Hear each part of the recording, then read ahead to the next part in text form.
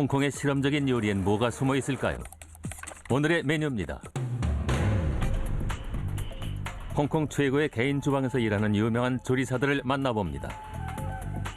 고대의 조리법과 비법을 쓰는 퀴진 X. I don't know if anybody's still doing this. 놀라운 솜씨를 가진 딤섬의 달인. Oh, it's so pretty. It's like jewelry. 아시아식 퓨전 요리로 전통 조리법을 깨뜨린 잭히유. in the Japanese vinegar. 또 홍콩의 미식가가 전통 간장의 제조법을 배웁니다. In the soy sauce, the mold is the most important factor.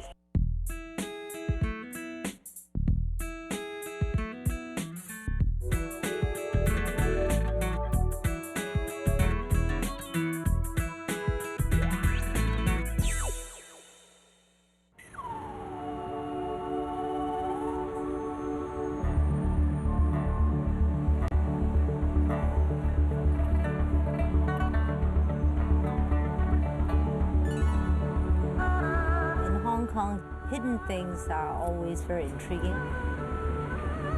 The more hidden, the more difficult to find, the more private.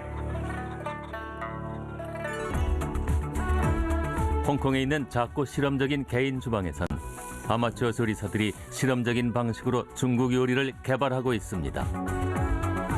And people get very proud, especially the foodies. They get very proud of the fact that they found some place that no one will know. My name is Margaret, and I have a passion for cooking.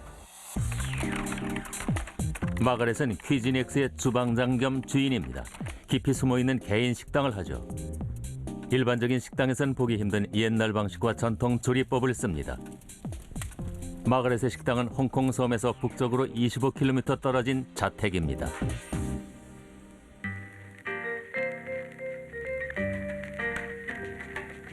My friend has this organic farm somewhere hidden around here, but it's quite difficult to find. One thing that's very important to me about Hong Kong is there are quite a few organic farms now. But the thing about organic farms is if it's too close to the road, you can't actually keep the vegetables growing healthily. So they're always hidden in the middle of nowhere. I think we go straight. The reason why I'm in this funny little village miles away from everything else is because I basically like hidden places. We're lost. We go back to the car park. I think we walked the wrong way. I don't like big shop spaces on the main streets. People are not supposed to know about this farm. Farmers get very precious about people bringing different germs to their farms and stuff. We're gonna get the watermelon inside here. I love going to the organic farm, whether I actually need it for my cooking or not. And then I cut eggplants off the tree, I pick vegetables off the vine. This eggplant has a little nose. It's a nosy eggplant. The way food is grown makes a major difference to the taste. If it's grown naturally, where it's allowed to take its own pace, then the fruits, vegetables, that comes out lot better than the others. Look at how beautiful this organic farm is. One of the best I've seen. And it's also very good feng shui because you've got a mountain behind it. Means that you've got something to lean on. So we grab all the stuff and go now.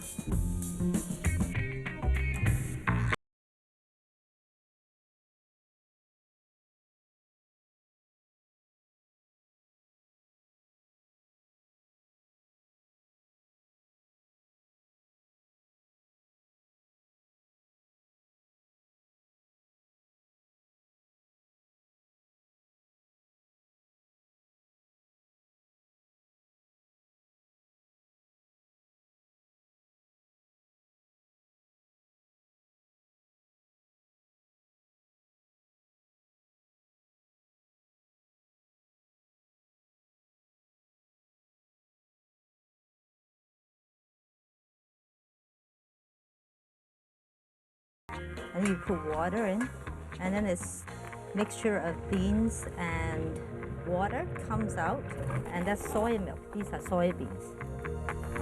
This is the way that tofu was made maybe hundreds of years ago. I don't know if anybody's still doing this. got this terracotta cooking device. It's made out of 2 Italian plant pots put upside down. And terracotta can take high temperature. So it's very well heated. And the crispy roasted baby pig is a pretty popular dish that people keep requesting. And basically you slow roast the pork inside hanging up. And the good thing about that is all the fat drips down because it stands up. So there's no fat on the skin, it's just crispy. And inside it's juicy. This is the soy milk that came out of the grinder. We put it through a cheese bag and then we strain it, and this is what comes out of it. We're now going to make tofu. I pour the coagulated soy milk in here, and then to mold it, I have to press out the water, so I have to put a weight on top. So we leave it there for half an hour. I think food deserves a little bit more respect, a little bit more time. The pig is ready for the first step. I've basically slow roasted it, so it's juicy inside, and the skin is dry enough for making crispy. This is my tofu here. I want to see what it looks like now. The taste of real soybeans. Well, I'm just gonna go get changed and prepare for the guests to arrive. 마가렛의 메뉴는 나중에 자세히 보고요. 이번엔 홍콩 전통 요리의 놀라운 변신을 보시죠.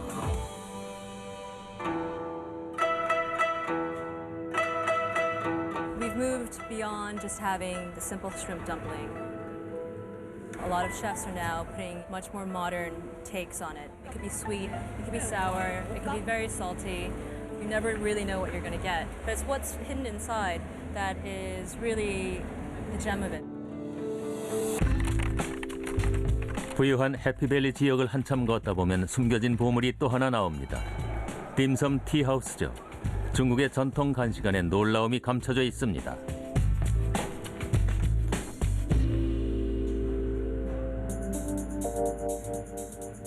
Most people won't make dim sum at home because it is a lengthy process and it does take quite a bit of ingredients and time. And plus, most of these dim sum chefs have been doing it for decades. Their technique is down and they do probably 800 dumplings a day. 醃咗有味，即係可以食。 So these are handmade wonton skins, essentially just rice flour. 就呢啲就燉麵生飯嘅喎。 He's saying that the most important thing about all this is that the wrapper is very, very thin. The thinner you can get the skin, the more tasty it's supposed to be. So now he's going to be making a shumai with pork, shrimp, and shark fin. And then he puts a little bit of shrimp paste, which essentially is a little bit of glue for the shark fin to stay on top. And shark fin is one of the luxury items in Chinese cuisine. So that goes into a steamer for 10 minutes.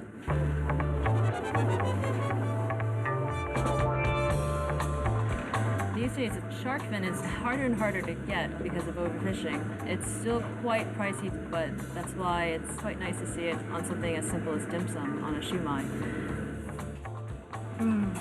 The pork is really, really sweet, and the shark fin really does give that kind of crunch on top, which is really, really nice. That was truly delicious. 有咩嘢茶？你要咩茶？有保利。好你啊！ Now he's going to serve me some bole top. It's basically black fermented tea. It's supposed to cut the fat, and it's great if you're eating really fatty dim sum. Dim sum traditionally was just drinking tea. The food, that's supposed to be secondary. It's only been the last 100 years that restaurants started introducing dishes to go along with your tea. 底下一浸糯米，中間就餡。 Now he's going to take the steamed sticky rice with a chopped up chicken with mushroom, dried scallops, and abalone. He's also going to put an egg yolk in it as well. And that's wrapped in a lotus leaf and steamed. The whole point is to find the egg yolk. That's the best part. When you divide it and share it amongst your family, friends, or whomever, that's what everyone fights for. Where is it? Daniel, have you know? So it's all the way over here. And the rice itself has no flavor, but it just takes all the flavor from the scallop and the abalone and the little bits of pork and mushrooms, and it just completely flavors the rice. This is bird's nest, and that comes from the saliva of the swallowbird. And the swallowbirds will basically use that as glue to make nests for their little babies. And the Chinese eat it because it is said, for women anyway, it helps with your immune system. And men take it because it's supposed to help their fertility. So today he's going to be making a hagao, which is essentially a shrimp dumpling, with this bird's nest, which is quite unusual here in Hong Kong. After it comes out of the steamer, he puts a little bit of gold leafing on top. Oh, it's so pretty. It's like jewelry. Who wouldn't want to eat that? That's lovely.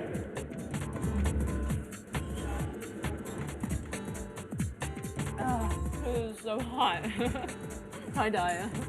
It's too big. You should probably eat it in a few bites, but that was delicious. That was truly delicious. Restaurateurs are doing quite inventive things, adding very expensive ingredients to these things to make them stand out. The packaging is a gift, and it is what's hidden inside that makes that little morsel that you put in your mouth so special.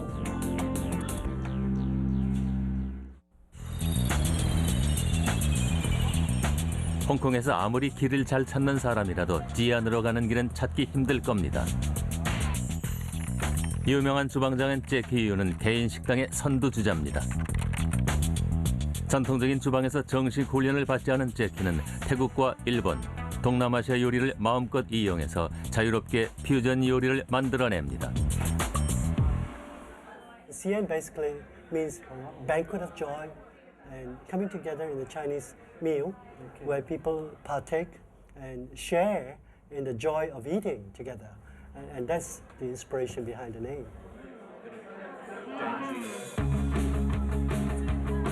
This restaurant is run by this very famous chef, Jackie. And Jackie's training is very different to the traditional Chinese chef. seaweed in the Japanese vinegar. And he takes ideas from traditional regional cooking to create uniquely his cuisine. 其實我由細到大食嘢嘅經驗。 Jackie's inspiration comes from his grandmother, his aunties, who all were passionate about food. So he picked up a lot of ideas from them. 一半一半啦，咁當其時亦都係即係個台。 The foundation is basically Chinese cooking.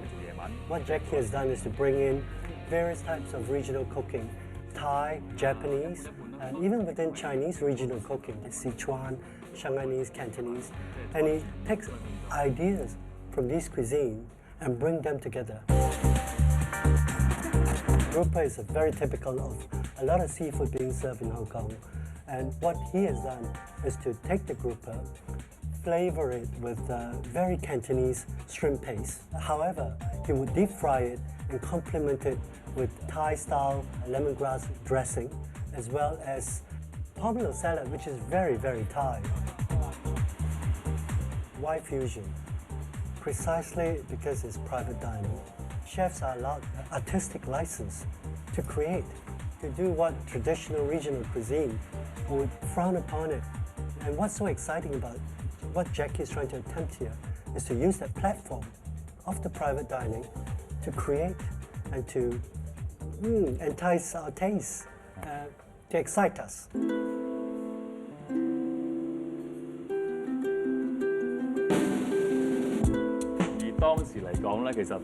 It was a very courageous and very frightening prospects of entering the catering market because he had no formal training, but given his passion for cooking and his interest in experimenting with food, he thought he could use that to go into the private dining area. He was very lucky being able to succeed in this field. The biggest advantage was that Jackie, coming from the advertising agency background, has a very strong design sense. And this is very different to the traditional training of the Chinese chef. So he could bring a very different edge, a new perspective to how the food could be prepared and presented. And that was a great advantage. Deep fried fish, lemongrass, and shrimp paste. Enjoy. It's kind of unexpected, isn't it? It's really unexpected. 其實呢個已經係一個 gimmick 同埋呢個 The private dining restaurant is not usually advertised, and the sense of mystery about it creates this curiosity. And because the private dining is essentially fairly small, so you cannot seat many tables. 中意食啦，咁同埋你一定要 enjoy 煮俾人哋食。 Jackie said, receiving the guests is a great pleasure. Serving them this food and seeing their reaction and their enjoyment to this dish is very gratifying. 간장은 대규모 산업이며 중국 음식에서 빠지지 않는 재료죠. 현대적인 생산 방식을 많이 쓰지만 카울른 간장 회사는 직접 손으로 간장을 담급니다. 홍콩 섬에서 45km 떨어진 이곳에서 켄 왕은 1917년에 간장 회사를 세운 할아버지의 전통 장맛을 계승합니다. There are still some people making soy sauce. The old, very traditional way, using the traditional method, which has never been changed over thousands of years. Hello, my name is Danny. I'm a food writer in Hong Kong. I'm now in the Kowloon Soya factory in the northern part of the New Territories of Hong Kong, well hidden among the industrial areas.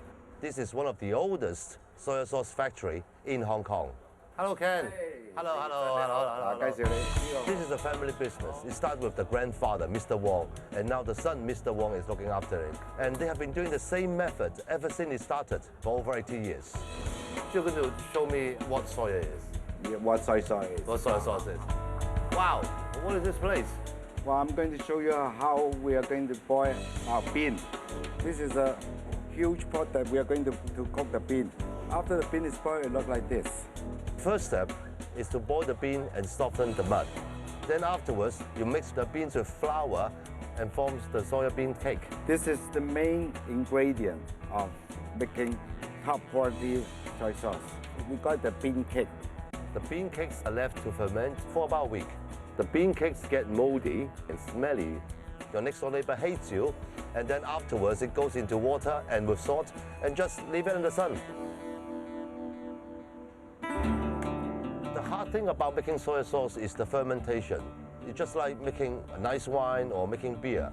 But of course, in the soy sauce, the mold is the most important factor. Nowadays, modern technology making soy sauce give maybe about 2 or 3 days, but the traditional ways, it can take weeks and up to months. Residues of the moldy bean cakes actually contribute to the taste of soy sauce. You see all the beans on top. In fact, there's only 3-4 inches of bean floating on the top. So about this much is the bean. Down there is all soy sauce. How do I know this is fully ready? You can tell by the color, and you can taste it. The taste is like natural. This doesn't taste like the soy sauce back home, but I like this even more. I think nowadays most soy sauce it is just too much flavored. I mean, it's yeah, and then yeah, that's right. And then they lose the original bean taste. This is one of the only places you can find in Hong Kong. They use the old traditional clay pot. This thing is like the antique now. Every time we use it, there's some leftover. So this is the secret. All these pots, they have never been washed. This pot is one of the hidden treasure of the soy sauce factory's family because the soy sauce is getting better and better. It's these old ways that make the continuity of this Chinese heritage. 홍콩엔 숨겨진 걸 찾는 재미가 있습니다. 다시 퀴즈인 X로 가죠. 홍콩에서 가장 특별한 식사를 경험하려는 손님들이 모였습니다. The original private kitchen back in Chinese history was hidden and difficult to find, and that's the way I do it. Please come in. Hi. It only sits 6 people. That's minimum. Maximum is 8. It's usually visited by friends of people who know me. I hope you guys are hungry. I've got tons of stuff tonight. Okay. Chopsticks ready now. Come on. Where is the food? But then the good thing is I can choose and pick my clients. I don't have people who I don't like coming to dinner. This is a roast black baby pig. Wow. Now this is the organic pig from one of the local farmers. This is only just under 1 month. Poor thing. But it's so delicious. It's very crispy. Wow. The best thing is everyone just helps themselves as well. They don't expect any service. They're happy. They just want to talk about the food. They are deeply in appreciation of the process that I go through.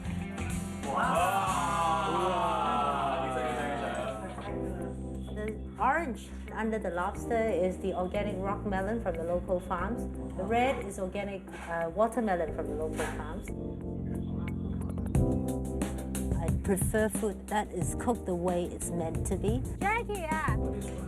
And I want to restore that spirit of real cooking, like you cook a chicken for 10 hours to make it tender, steamed, and the juice is locked in. Hear that crackle? Wow. And the only source of recipes or of information I can find for this kind of food is through very old recipes of old villages. I just want the skin. You want some skin? Absolutely. Let's go. Very good. Place like this, right? Like Margaret's Place, is really like a hidden gem of Hong Kong. 非職業廚師出身嘅廚師有時煮嘢嗰個。 Yeah, Jackie says that the private kitchen cook is not a profession, it's not a work. It's more about It's more about a life's mission. It's more about a passion for cooking, right? Hey, come on, Margaret. You got to share some of this wine with us. Ever since I've been doing this for over 3 years. I've suddenly become a chef recognized by the industry. It's so rewarding, it makes it all worthwhile. As long as I can keep experimenting with the authentic ways of cooking, it's my private lab.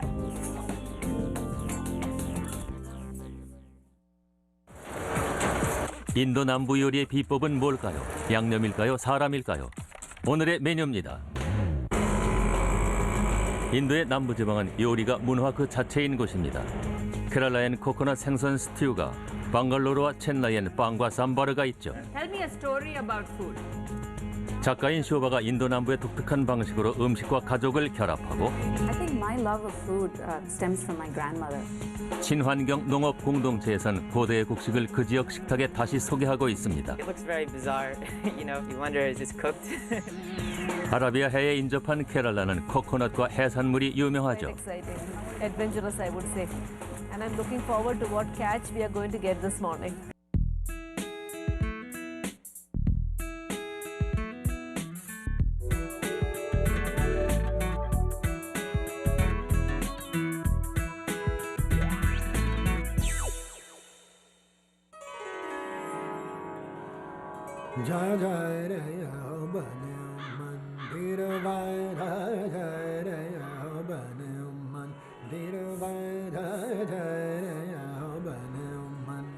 Every day I wake up in the morning and one of the first things I do is brush your teeth.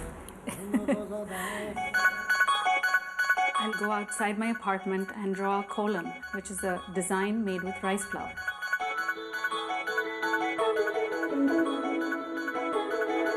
The tradition for doing kolams was to feed the ants. This comes from Buddhism and Jainism, where even the smallest creature on earth was venerated. You took care of them.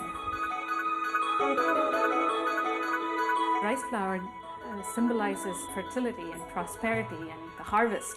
Rice flour epitomizes the abundance of South India.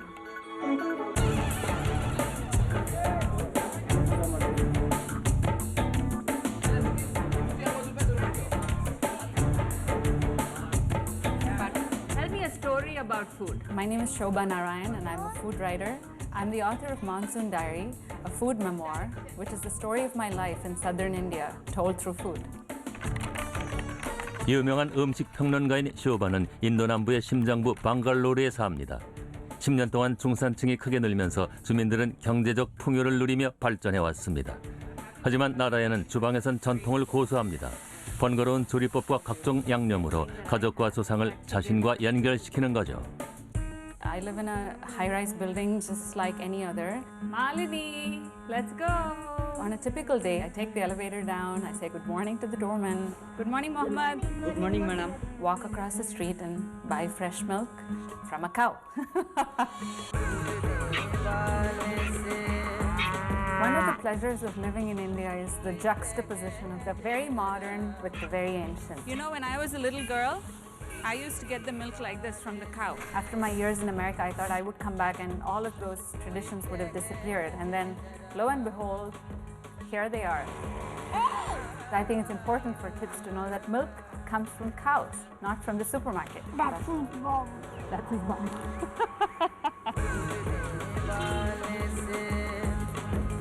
I boil the milk and I use it to set yogurt. The fascinating thing about India is to see how our food plays out in this new modern context. This is Goddess Lakshmi with a ladle in her hand, overseeing the kitchen. Ultimately, it's the spices that define our cuisine. An Indian cook would be lost without the spices. I have a little box that I call an Anjala Putti, and in it are the spices that are essential. This is black mustard seeds, cumin seeds, fenugreek seeds. No Indian woman would travel without it. And when I was a bride and I went to my husband's house to set up, I had in my suitcase this little box, and you can cover it and you carry it with you. It's like gold.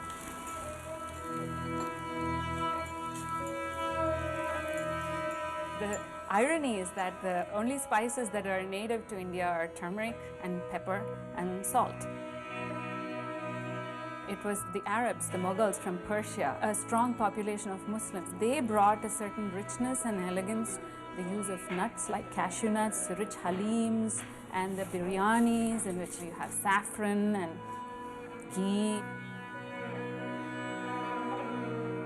Exotic spices like nutmeg could be traced to Tunisia and Ethiopia. It was the Portuguese who brought green chilies, which is so prevalent in South India in all our curries.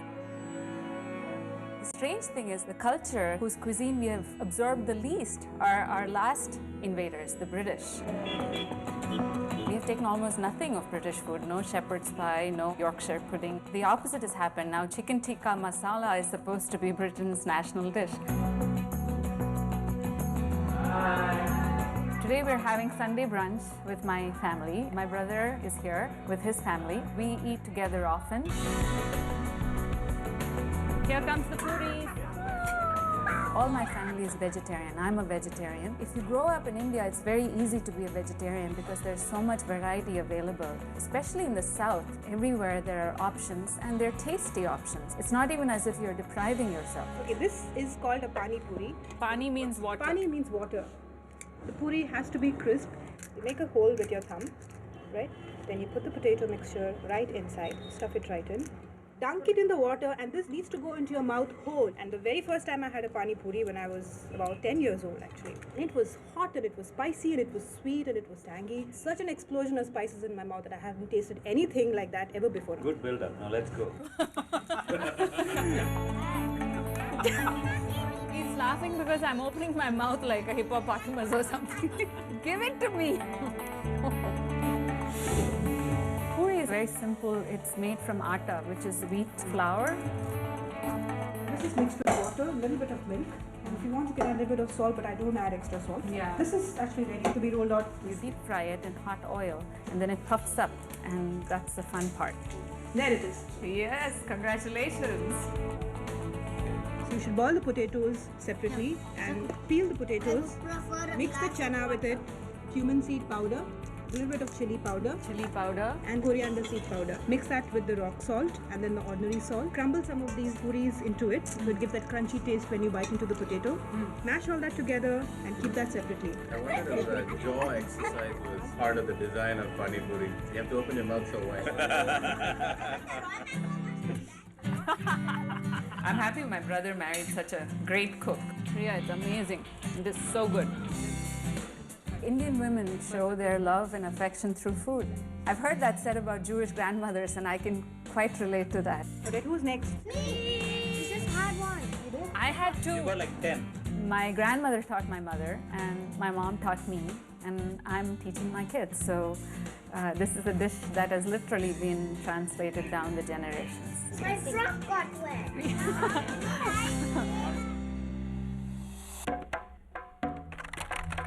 쇼바는 첸나이에 있는 부모님에게 가서 커피와 이들리, 처트니로 식사할 겁니다. 하지만 먼저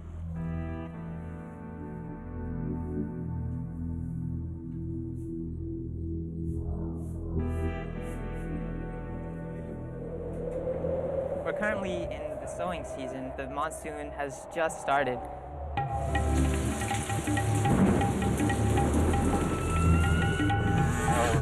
The farmers prepare their land, tilling the land with these cattle carts. What you see in the fields are the early buds of the crops after the first rains have fallen. My name is Rikin Gandhi. I'm out here in the field most of the time, out with Green Foundation. 인도의 그린 재단은 환경 보호는 물론이고 인도 남부의 다양한 토종 작물을 재개발합니다. 이들의 목적은 인도의 농부들이 계속 농사 짓도록 돕는 거죠. 카르나타카주 방갈로르 남쪽의 마랄 아와디에선 주민들이 토종 종자인 라기 쌀을 제초제 없이 재배해서 전통 음식인 라기 무대와 로티를 만들어 먹습니다.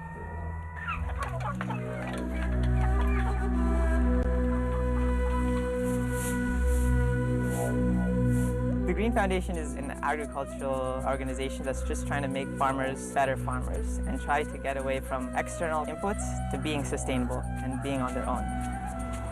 Sustainable agriculture and organic farming in general look at crop systems in an integrated way. There's compost, seed conservation, how you can really transform a farmer from conventional high inputs of water and fertilizers and pesticides to something more realistic so they can be self-sufficient. Pomblama is a big success story with Green Foundation. There was a drought last year. All the neighboring farmers had crop failures, pest attacks. Whereas if you saw Pomblama's farm, you'd see this lush field. You see lots of good onions growing with tomatoes, with ragi. And so she became the seed mother to this area.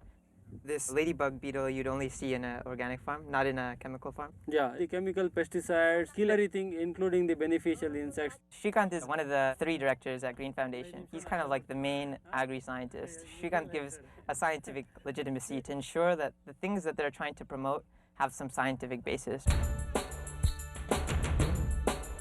So the main crops are staple foods like ragi varieties. It's very cheap, drought resistant, very hardy crop. Vegetable varieties that are indigenous to the southern Karnataka region. There's actually some proven benefits. If you get a local variety, less susceptible for droughts, less susceptible to pests, and you'll be able to get away with using less water, fertilizers, and pesticides. It's here, Shrikant, Ragi Muda. We're gonna visit Lakshmama in Maralwadi, and she's gonna make for us some ragi roti and some ragi mudda. Ragi roti. This is roti. Ragi roti is basically a flat bread. It's made very similar to a traditional chapati in a crepe style. It's highly nutrient, and you just eat it with chutney. Ragi roti is basically water combined with salt, combined with ragi.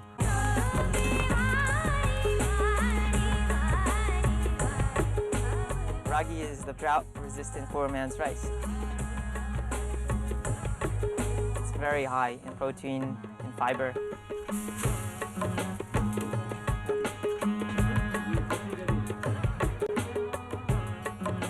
The chutney that we're eating with the ragi roti was made with peanuts that she roasted on the fire. With some coconut and some coriander. We mixed it all together in this grinder.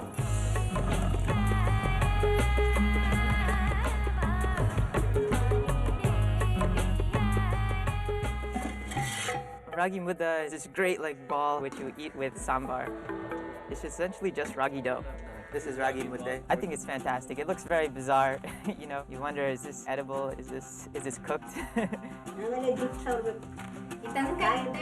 They put in about half a liter of water into this bowl, and just before boiling, they add about 3 cups ragi flour into the boiling water.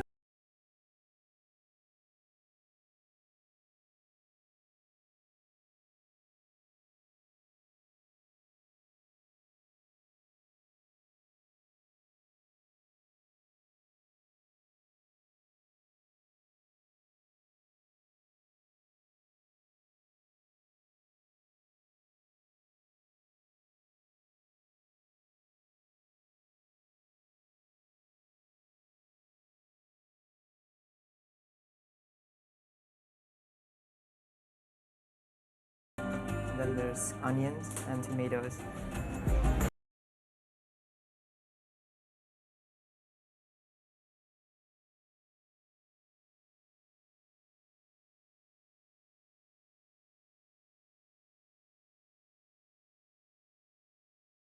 And then swallow it all at one go. No chewing, just swallowing. Ragi mudde, sort of slimy, sort of doughy. The flavor is not like so rich, it's more like whole wheat. And it tastes good, you feel awake and strong, much more kind of like wholesome. And you could definitely feel it when you eat it. Dhanyavad, Haji. We're all about the health craze in the States, and I think like ragi could go very well over there.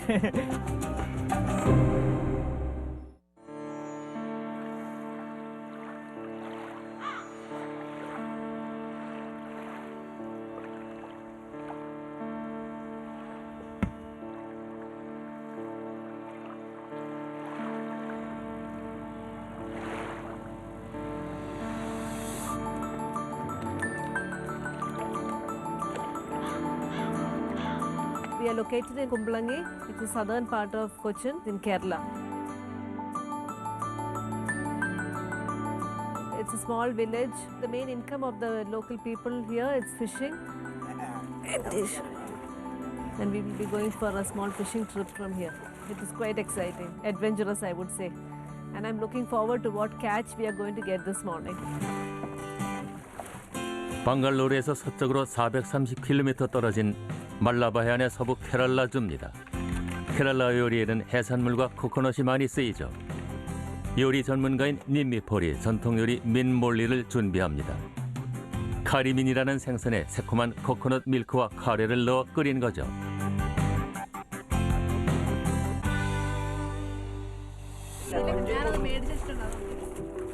From the water we get scampi, prawns, what we call chemmin, and a lot of crabs also.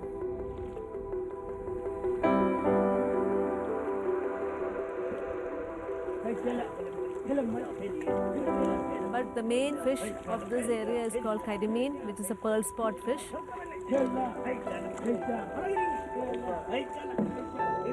I'll take them home, and they are very good fresh kaidimin, which we can cook tonight for dinner. Tonight I will be making a traditional fish preparation called meen moli, fish cooked in coconut milk, because again coconut is in plenty in this area.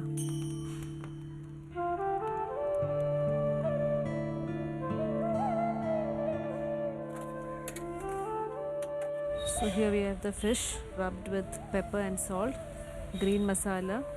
We have onions, green chili, ginger, garlic, 1 tomato, coconut milk, 2 extracts. The first extract was we call the thick milk. The second extract we call the thin milk.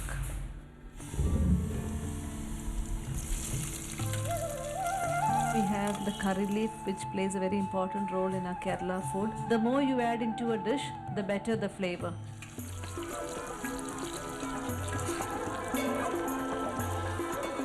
For the second extract, the thin coconut milk. We avoid using a spoon so not to break up the fish.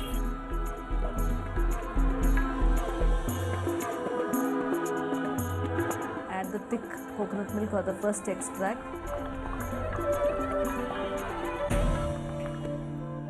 So I fried some red onions, which is sprinkled over the meen moli with some golden raisins and some cashews also. Tomato gives slight tartness to the fish. So it's got a very mild and tender flavor. 서해안인 코친에서 동북쪽으로 680km 떨어진 동해안의 첸나이시에서는 주오바의 가족이 모여 전통적인 남부식 아침 식사를 합니다. I grew up in India and then spent nearly 20 years in America. And then a couple of years ago, my family and I moved from New York back to Bangalore, India. All of you have been to Coimbatore, right? That's where Shobha and I used to go to see our grandmother. I think my love of food stems from my grandmother. Grandmother was big and round and plump and very huggable and cuddly, and she was known for her food. She was a great cook. Geography is such a large separator between America and India. And the reason I came back is because I wanted my kids to have the same experience with their grandparents that I had with mine. So So I'm going to visit my parents in Chennai. My mom will make idlis, most likely, for breakfast. And my dad will make coffee, because that's what he does. He's a freak about coffee. He just loves it. One of the happiest memories of my childhood is waking up in the morning and then you smell the coffee and it was so good. And I'd see my dad with his back to me and then I'd go give him a hug.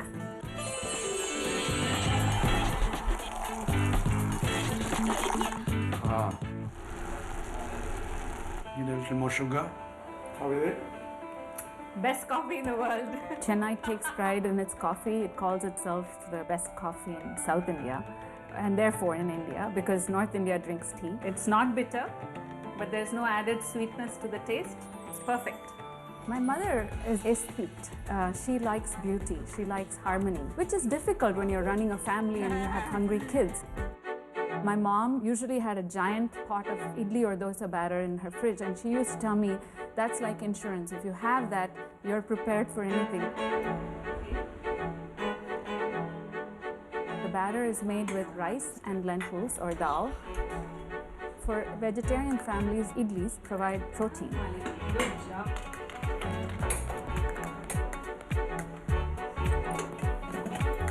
Steady steam is coming. It's ready now. So it was always a dramatic moment when she opened the pressure cooker. All the steam would come out. I am getting a very good facial. This is the secret of Amama's beauty. I'm getting a facial. Let me get a facial too. Ah, it smells good. This is Malu's. I made these. You made these, that's right. Idlis are very bland and therefore you serve them with a variety of chutneys. Breakfast time we have chutney. Chutney is mainly what we call dal. It's a kind of lentil. And the second one is coconut. And in Kerala, it's indispensable. They must have coconut with every dish that they make. There's basic coconut chutney, which is white. Now we can add chilies and cilantro. If you add cilantro, it becomes green. If you add tomatoes, it becomes red. Yeah. My dad likes making chutneys, and of course the big family joke was he would put all the oddest things. He would put whatever he felt like in chutney. By definition, it's a mixture of all kinds of things. He'd say, oh, this is getting stale, let's put it in the chutney. Sour and hot and pungent, all these things come into chutney. So that was a big joke, is don't let dad make chutney because you never know what's going in there. Chutney. Outstanding. Outstanding! There's a word in Tamil called kai manam. Kai means hand, manam means fragrance, and it literally means fragrance of the hands. An Indian kitchen stresses mixing with the hands and using the hands in the cooking. The quality of the cook is translated through his hands into the food to the eater. So the idea is when you cook, be peaceful and harmonious and joyful, because what you serve will impact the eater. Malu made her first dosha today. Really? How was it? Horrible.